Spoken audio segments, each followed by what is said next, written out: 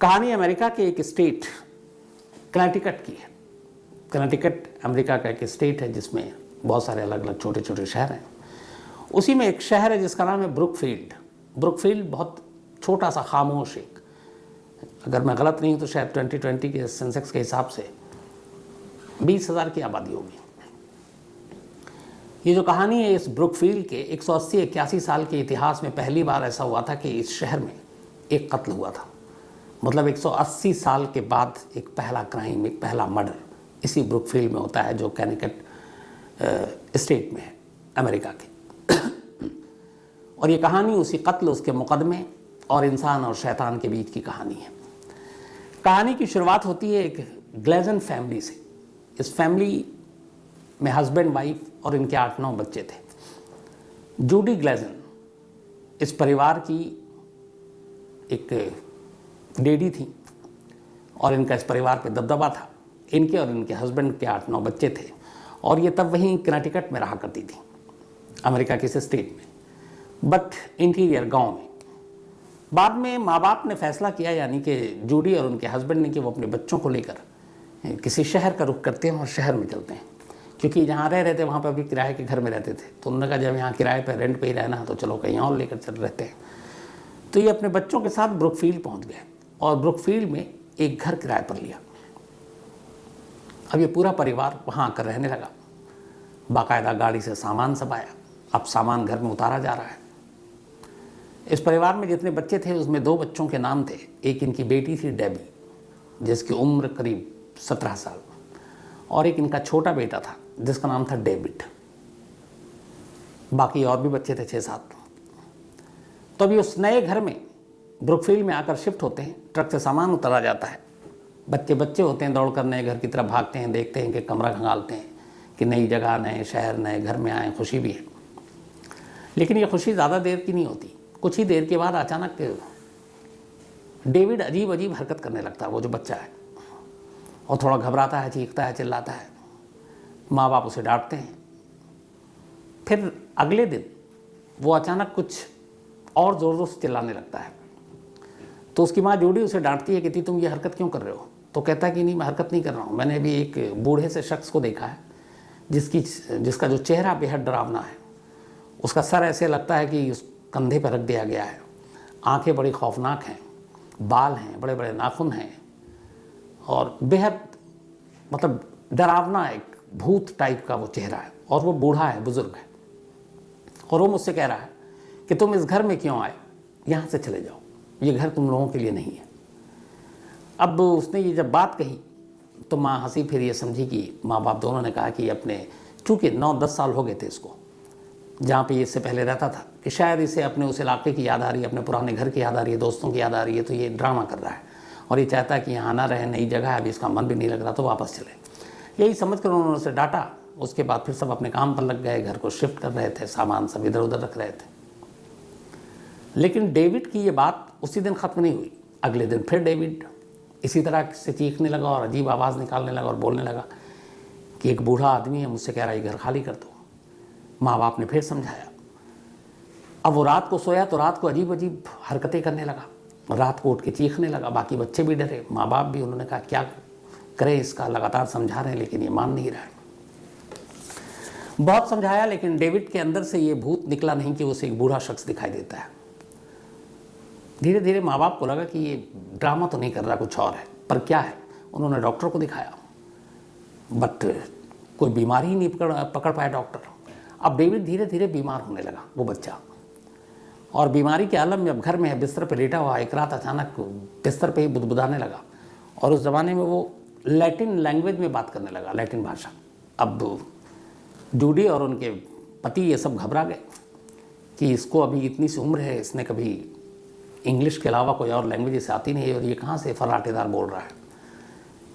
But सुबह हुआ तो फिर वो नॉर्मल, उन्हें लगा कुछ गड़बड़ है। फिर उन्होंने डॉक्टरों से कंसल्ट किया।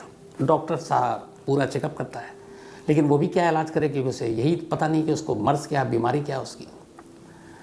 अब धीरे धीरे डेविड की हालत और बिगड़ रही है। वो अब ज़्यादा चीखता चिल्लाता और बार बार यही कहता कि एक बूढ़ा शख्स है और वो मुझे कह रहा है कि तुम इस घर से निकल लो।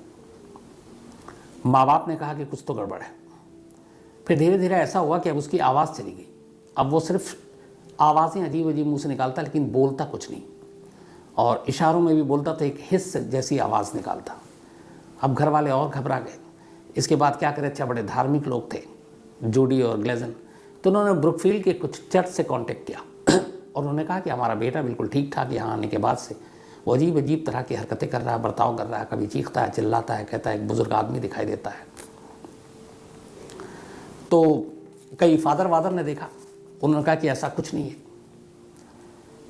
लेकिन डेविड की हालत लगातार ख़राब होती जा रही है।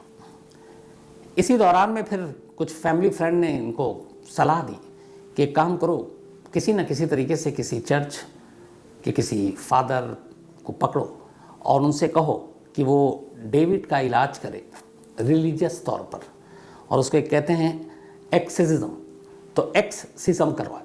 ये एक तरह का ये होता है कि अगर किसी के ऊपर कोई भूत प्रेत इस तरह का कोई साया आ गया है, जैसे अपने यहाँ होता है जादू टोना, तंत्र मंत्र टोटका, तो इन सबको भगाने के लिए तांत्रिक के पास जाते हैं, ओझा के पास जाते हैं, मौलाना के पास जाते हैं।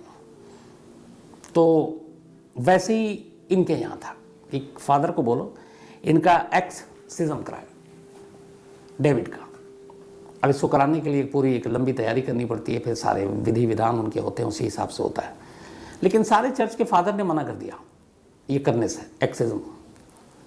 अब घर वाले और परेशान हो गए, तो डेविड की तबीयत लगातार बिगड़ रही है, चर्च और फादर कोई मदद नहीं कर रहे हैं, तो ये क्या करें। तभी इनको पता चलता है कि दो लोग हैं जो ऐसी चीज़ों के माहिर हैं, भूत प्रेत या ऐसी जो शैतानी शक्तियां हैं उनको भगाने में माहिर हैं, उनको समझने में माहिर हैं, और उनमें से एक का नाम है एड और एक का नाम है लॉरेन। तो एड और लॉरेन ये दोनों एक तरह से जैसे पैरानॉर्मल सोसाइटी होती है, आपको याद होगा, जो इन चीज़ों को समझते हैं, तो ये एक्सपर्ट्स थे। तो किसी तरीके से अब जूडी ने एड और लॉरेन को कांटेक्ट किया और कहा कि उनके बेटे के साथ ये दिक्कत है, अजीब अजीब बातें करता है, उसको एक बुजुर्ग दिखाई देता है डरावना सा, और वो कैसी कैसी बातें करता है, आवाज़ें निकालता है। फिर धीरे धीरे उसकी आवाज़ चली गई, अब वो इशारों में बात करता है और घुटी घुटी आवाज़ में कुछ बोलता है। सेहत लगातार गिरती जा रही है। फादर के पास गए, सभी ने मना कर दिया उसका एक्सिज्म करने से। तो एडी और लॉरेन ने कहा ठीक है हम इसको देखेंगे, और उसके बाद एक रोज़ अपॉइंटमेंट लेने के बाद एडी और लॉरेन डैडी के घर पहुंच जाते हैं ब्रुकफील्ड में, जो घर उन्होंने किराए पे लिया था हाल में। वहाँ जाने के बाद वो जैसे ही घर के अंदर दाखिल होते हैं, एडी और लॉरेन दोनों ये कहते हैं कि इस घर में शैतानों का वास है, इस घर में शैतानी शक्तियाँ हैं। और इसके बाद जब पहली बार डेविड उनके सामने लाया जाता है, तो डेविड को देखते ही दोनों समझ जाते हैं कि मामला क्या है। थोड़ी देर घर में रुकते हैं, बाहर निकलते हैं। डेविड की माँ जूडी से फिर कहते हैं कि डेविड के अंदर एक नहीं 40 या 40 से ज़्यादा शैतानी शक्तियाँ उसके शरीर में दाखिल हो चुकी हैं, घुसी हुई हैं, और उन 40 से ज़्यादा शैतानी शक्तियों के बीच में आपस में ये लड़ाई चल रही है कि डेविड के शरीर पर कौन कंट्रोल करेगा, कौन कब्जा करेगा। और इस लड़ाई के चक्कर में डेविड की हालत बिगड़ती जा रही है। तो 1, 2, 3 शैतानी शक्तियाँ हों तो समझ में आता 40 से ज़्यादा। और ख़ुद एड और लॉरेन के हिसाब से ये पहली बार उन्होंने देखा कि ये ऐसा केस कि एक शख्स के शरीर में घुसने के लिए 40 शैतानी ताकतें लड़ रही हैं। अब जब ये बात पता चली तो जूडी और उनके हस्बैंड और घबराए। उन्होंने कहा कि इसका इलाज कैसे होगा। तब उन दोनों ने भी कहा कि डेविड का जो है एक्सिज्म कराना पड़ेगा। उन्होंने बताया कि सारे चर्च जितने भी ब्रुकफील्ड में सबने मना कर दिया, फादर ने मना कर दिया। उन्होंने कहा कोई बात नहीं, मैं बात करता हूँ। अब एड और लॉरेन ने बात की एक चर्च के तमाम लोगों से, और इत्तेफाक की बात यह है कि एक चर्च के फादर तैयार हो गए डेविड का एक्सिज्म करने के लिए। इसके बाद शुरुआत हुई। उन्होंने आकर फादर ने अपने तरीके से जो भी रस्म विधि विधान था 3 बार अलग अलग चरणों में इसे पूरा किया। लेकिन जब तीसरी बार वो करने के लिए आए, अब ये 2 बार हो चुका है, तीसरी बार आए, इसी बीच में इस कहानी में एक नया मोड़ आता है। डेविड की बहन डेबी जो उससे बड़ी थी, 17 साल जिसकी उम्र, वहाँ आने के बाद उसकी दोस्ती एक लड़के से हुई, और उस लड़के का नाम था आर्ने जॉनसन।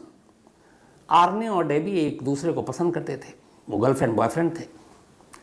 और इस दौरान में डेबी भी अपने भाई की इस बीमारी को लेकर बेहद परेशान थी। डेविड को उसने जिक्र किया आर्ने से कि मेरे भाई की ऐसे ऐसे है, उसे कोई भूत दिखाई देता है और उसका इलाज चल रहा है और एक्सोर्सिज्म भी हो रहा है, पता नहीं उसके शरीर को कब चंगुल से छोड़ेगा शैतान।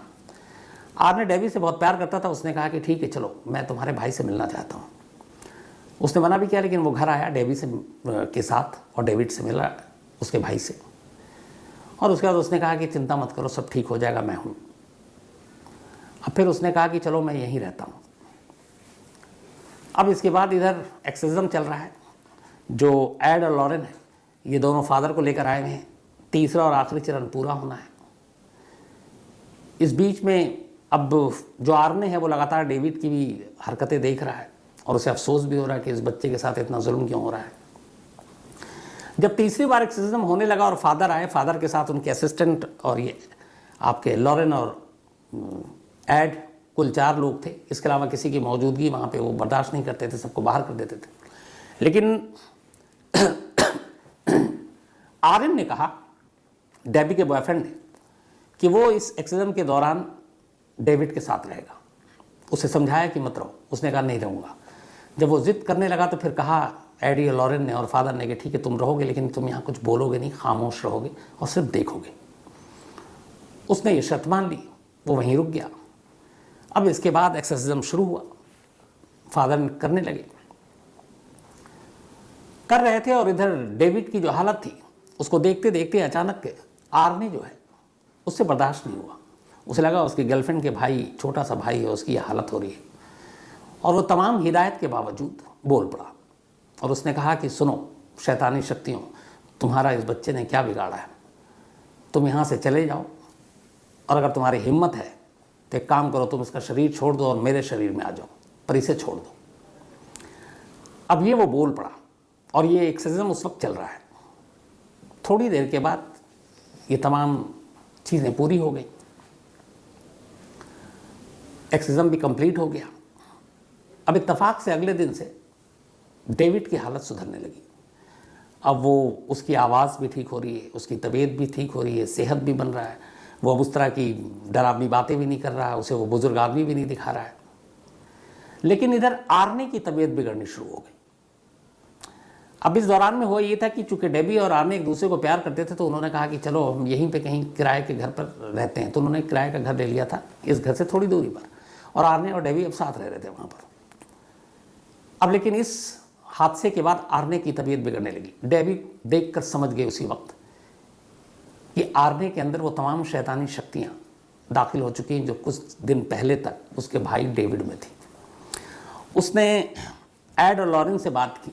एड और लॉरेन ने कहा कि मैंने इसे पहले ही समझाया था, एक तो दूर रहो, लेकिन अगर तुम्हें एक्सोर्सिज्म में बैठना है तो बोलना मत। लेकिन इसने सीधे शैतानों को चुनौती दे दी कि अगर तुम्हारे अंदर हिम्मत है तो फिर मेरे शरीर में आकर दिखाओ। और शैतानों ने इस चुनौती को स्वीकार कर लिया और यही वजह है कि उन्होंने डेविड को छोड़ दिया और अब इसके शरीर में दाखिल हो गए। तो उसने कहा कि इसका भी इलाज कीजिए, एक्सोर्सिज्म कीजिए। लेकिन फादर और बाकी लोगों ने मना कर दिया, उन्होंने कहा इसका नहीं कर सकते। लेकिन इधर चूँकि तजुर्बेकार थे एड और लॉरेन पैरानॉर्मल एक्टिविटीज़ के, उन्होंने घर वालों को कहा कि आइंदा आर्ने पे नज़र रखना, कुछ भी हो सकता है। इतना ही नहीं, ये दोनों पुलिस स्टेशन गए और पुलिस स्टेशन पे जाकर उन्होंने पूरी कहानी बताई कि इस घर में जिसमें जूडी की फैमिली है, उसके बेटे के ऊपर 40 से ज़्यादा शक्तियाँ, शैतानी शक्तियाँ उसके शरीर में दाखिल होने की कोशिश कर रही थी, लेकिन अब वो आर्ने के अंदर आ गया है। तो आप कम से कम उस घर के 1-2 दिन में एक चक्कर ज़रूर काटें और आर्ने पे नज़र रखिएगा, क्योंकि कुछ भी हो सकता है। पुलिस वाले हंस पड़े। उन्होंने कहा कहाँ आप लोग भूत प्रेत और इन शैतानी ताकतों की बात कर रहे हैं, हम क्राइम और क्रिमिनल को देखते हैं, जो दिखाई नहीं दे उन भूतों के पीछे कहाँ पड़ेंगे। टरका दिया। करीब 6 महीने बीत गए। इन 6 महीनों में एक बार भी पुलिस वालों ने चक्कर नहीं काटे। इस दौरान में अब उसकी तबीयत बिगड़ती, आर्ने की फिर ठीक होता, फिर बिगड़ती, फिर ठीक होता, लेकिन वो डेबी उसके साथ थी। और तभी फिर डेबी की एक नौकरी लग गई, एक सैलून में, जो पेट्स के सैलून थे जहाँ जानवरों के बाल बाल काटे जाते थे। तो वहाँ पे इसकी नौकरी लग गई। नौकरी का पहला दिन था 16 फ़रवरी 1981, 16 फरवरी 1981 की बात है। बहुत खुश थी डेबी कि आज उसकी नौकरी का पहला दिन है। उसने आर्ने को बताया, आर्ने खुश, उसने कहा चलो एक काम करता हूँ, मैं तुम्हारे साथ फर्स्ट डे तुम्हारी जॉब की जगह पे चलता हूँ, फिर वहाँ से जब तुम फ्री होगी तो हम लोग डिनर विनर करेंगे। उसने कहा ठीक है। अब ये दोनों घर से निकले तो रास्ते में डेबी का अपना घर था, वही घर जिसमें डेविड के ऊपर भूत प्रेत का साया था। उसने कहा माँ बाप भाई बहन भी खुश होंगे, उन्हें भी बताती हूँ। वहाँ गई, उसने कहा कि मेरी नौकरी का फर्स्ट डे। सब ने कहा हम भी सेलिब्रेट करेंगे, चलो हम भी तुमको साथ वहाँ तक चलेंगे। तो जितने बच्चे थे वो सब साथ हो लिए, डेबी की छोटी बहन भी। अब ये सभी उस जगह पे पहुँच गए जहाँ पे डेबी की नौकरी का पहला दिन है। आर्ने भी है, डेबी के अपने भाई बहन भी हैं। वहाँ जाने के बाद जो दुकान के मालिक, उसने भी इन लोगों का वेलकम किया। उसका नाम था एलन, और इन लोगों को फिर दोपहर को लंच कराया। सब कुछ ठीक था, लेकिन इसी दौरान में डेबी की एक बहन जिसका नाम मैरी था, सब खाना खा रहे थे और वो एलन जो है कहते हैं कि मैरी को घूर रहा था, हालांकि मैरी की उम्र 9-10 साल थी। फिर वहीं इसी चीज़ को लेकर झगड़ा हो गया। इस झगड़े में अचानक सारे लोग भी कुछ बोल रहे थे, डेबी के घर वाले भी, भाई बहन भी। एलन दूर खड़ा, बल्कि आर्ने दूर खड़ा देख रहा था। पता नहीं फिर अचानक उसे क्या हुआ, और इस बात के सारे वहाँ पे चश्मदीद हैं।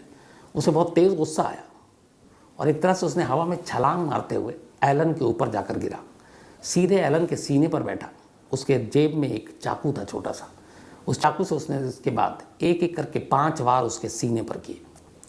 एलन की मौके पर ही मौत हो गई। ये देखकर सब बदहवास वहाँ से भागे, आर्ने भी निकल गया। लेकिन थोड़ी देर में पुलिस को खबर मिली, ब्रुकफील्ड में 181 साल के बाद होने वाला ये पहला कत्ल था। इसलिए पुलिस भी मतलब सन्न थी। लेकिन वहाँ आने के बाद पता चला कि आर्ने नाम के एक शख्स ने कत्ल किया। 1 घंटे के अंदर अंदर आर्ने को गिरफ्तार करके पुलिस स्टेशन ले आई। लाने के बाद उससे जब पूछा तो अब आर्ने हैरान, और इससे ज़्यादा पुलिस हैरान। आर्ने ने कहा कि मेरे हाथ कपड़ों में खून लगे, मैं मुझे नहीं मालूम ये फ़ोन कहाँ से आए। तो उसने कहा थोड़ी 1 घंटा पहले तुमने एक कत्ल किया है। उसने कहा मैंने किसी को नहीं मारा, मुझे तो कुछ भी याद नहीं है। मैं तो सुबह डेबी के साथ निकला था, वहाँ गया था, हम सब खुश थे, उसकी पहली नौकरी का पहला दिन था। अब वो ये बताने को या मानने को तैयार ही नहीं कि इसने कोई कत्ल किया है। अब ये बात इधर चूँकि शहर में भी फैल रही है कि यहाँ पे एक कत्ल हुआ, और उनके लिए बड़ी चौंकाने वाली बात। थोड़ी देर के बाद एड और लॉरेन तक भी ये खबर पहुँची कि आर्ने के हाथ से कत्ल हुआ है। जब वो सुने तो फिर वो भी गए पुलिस के पास। उन्होंने कहा याद है मैंने आपको 6 महीने पहले कहा था कि आर्ने के ऊपर नज़र रखिएगा, कभी भी कुछ हो सकता है। अब पुलिस वालों को वो बातें याद आई। उन्होंने कहा हाँ कहा तो था। अब एड और उन्होंने बताया कि कैसे शैतानी ताकतों ने इसके ऊपर कब्जा कर रखा है। अब यहाँ से ये पूरा केस जो एक ओपन एंड शट केस था, एक मर्डर का, एक बिल्कुल आसान केस कि एक एलन नाम के शख्स का कत्ल हुआ, बहुत सारे लोग वहाँ मौजूद थे। आर्ने नाम के एक लड़के ने, जिसकी उम्र 19 साल, उसने चाकू मारा, वो मर गया। उसके 1 घंटे बाद पुलिस ने उसे पकड़ लिया। उसके हाथ पे, कपड़े पे खून भी था, किसी और चीज़ की ज़रूरत नहीं थी। लेकिन कातिल को पकड़ने के बावजूद कातिल खुद ये कह रहा है कि मुझे कुछ याद नहीं है, मेरे खून कैसे आए हाथ में, कपड़ों में, मुझे ये भी पता नहीं है। और उधर उसी पुलिस को 6 महीने पहले 2 लोग ये आगाह करते हैं पैरानॉर्मल सोसाइटी के कि इसके ऊपर नज़र रखनी है, ये कुछ भी कर सकता है। इससे पहले कोई क्रिमिनल रिकॉर्ड नहीं, उसका पूरा पढ़ाई लिखाई का जो रिकॉर्ड बेदाग, बहुत अच्छा स्टूडेंट, पढ़ने लिखने में ब्रिलियंट, कभी क्राइम में कोई हाथ नहीं रहा। अब पुलिस भी हैरान, लेकिन क्या करे, क्राइम हुआ था। पुलिस ने अब आर्ने को कोर्ट में पेश किया, और यहीं से अमेरिका के इतिहास का ये पहला मुकदमा है जो इंसान और शैतान के बीच लड़ा गया। आर्ने के वकील ने अदालत में दलील दी कि उसके मुवक्किल ने कत्ल तो किया है, लेकिन वो कत्ल उसके मुवक्किल ने नहीं किया बल्कि करवाया गया है, और ये कत्ल करवाने वाला कोई और नहीं है, शैतान है, शैतानी ताकतें हैं। यानी जब उसने कत्ल किया तो वो अपने होश व हवास में नहीं था, बल्कि उस पर काबू पाया शैतानों ने, और उसके हाथ से ही ये चाकू चलवा दिया। अब अदालत के सामने ये बातें रखी गई, तो इससे पहले कभी कोई ऐसा मुकदमा था नहीं। जज भी थोड़े घबरा गए कि ये मामला क्या है। उसने कहा देखो हम गॉड और ये सारी चीज़ें तो मानते हैं, लेकिन आप कह रहे हो कि आपके मुवक्किल ने कत्ल किया, लेकिन ये कत्ल डेविल ने कराया, शैतान ने कराया, इसका कोई सबूत, प्रूफ? वकील ने वो सारे सबूत प्रूफ रखे, डेविड की सारी चीज़ें बताई। ये बताया कि 6 महीने पहले उन्होंने पुलिस को आगाह किया था कि अब शैतानी ताकतें आर्ने पर कुछ हो सकता है। पुलिस वालों ने ये बयान भी दिया। फिर उन्होंने ये भी बताया कि कैसे एक्सर्सिज्म करवाया था पहले इससे, और उसके दौरान ही इसके अंदर वो शैतानी ताकतें आई। लेकिन ब्रुकफील्ड के जितने भी चर्च थे और जो फादर ने किया था एक्सिज्म उस वक्त डेविड का, वो चूँकि इन सारी चीज़ों को ओपन नहीं कर सकते थे, तो मजबूर थे अदालत में खड़े होकर बयान देने और कहने के लिए कि उन्होंने इस एक्सिज्म के दौरान क्या किया था, या किया भी था कि नहीं किया था। तो उन फादर्स ने गवाही नहीं दी, किसी चर्च की तरफ से भी किसी ने बयान नहीं दिया। अब यहाँ पे वकील बार बार कह रहे हैं कि उसके मुवक्किल ने कत्ल किया है, लेकिन अपने होशो हवास में नहीं, ये शैतान ने कराया। जज ये मानने को तैयार नहीं। बहुत सारे एक्सपर्ट्स को बुलाया गया, पैरानॉर्मल एक्टिविटीज जो थे इस पे काम करते उनको बुलाया गया, लेकिन बार बार जज एक ही चीज़ पर आकर रुक जाते थे कि मैं कैसे ये मानूं, किस तरीके से मैं इसको मतलब बरी कर दूं, कि ये सोचकर कि ये शख्स तो वही है कातिल, लेकिन इसके अंदर कुछ और लोग हैं, 30-40 और लोग बैठे हुए हैं जो इससे काम करवा रहे हैं इस तरह का। तो लोग हंसेंगे और इन चीज़ों की कोई कानून में जगह नहीं है, तो मैं इस पर ऐसे तो बरी नहीं कर सकता। और फर्स्ट डिग्री मर्डर के चार्जेस हैं इस पर, यानी कत्ल का। तो इन चीज़ों के आधार पर कि शैतानी ताकतों ने कराया, मैं इसको बरी नहीं करूँगा। लग गया आर्ने के वकील को कि अब बरी होना मुश्किल है। फिर उन्होंने कहा कि इस केस को दूसरा रुख देना पड़ेगा, और आखिर में ये कहानी फिर कही गई, चूँकि अब भूत प्रेत शैतानी ताकतों पर अदालत तो मानेगी नहीं, और लंबी बहस हो चुकी थी, उन्हें अंदाज़ा हो गया था जज क्या फ़ैसला देंगे। तो फिर उसने कहा कि हमारे मुवक्किल ने सेल्फ डिफेंस में ये कत्ल किया है, क्योंकि एलन ने हमला किया था। एलन ने एक बच्ची को छेड़ने की कोशिश की थी और उसी में झगड़ा हुआ, और उस झगड़े में सेल्फ डिफेंस में उसने कत्ल किया। अब अदालत के सामने दो चीज़ें थी। एक, पहली वाली चीज़ कि कत्ल आर्ने ने किया है, लेकिन कत्ल करवाया जो है वो शैतानों ने, शैतान की वजह से ये कत्ल हुआ। और दूसरा, सेल्फ डिफेंस में कत्ल हुआ, और कत्ल हुआ इसमें कोई शक नहीं कि कातिल कौन है, वो आर्ने ही है। अदालत ने दूसरे पहलू को सामने रखा ताकि अदालत का मजाक ना उड़े, और फिर कहा कि आर्ने जो है वो एलन का कातिल है, और इसलिए इसको 10 से 20 साल तक की सज़ा दी जाती है। आर्ने को 10 से 20 साल की सज़ा दी गई, लेकिन वो जेल में सिर्फ और सिर्फ 5 साल रहा। 1986 में वो जेल से बाहर आ गया, रिहा हो गया।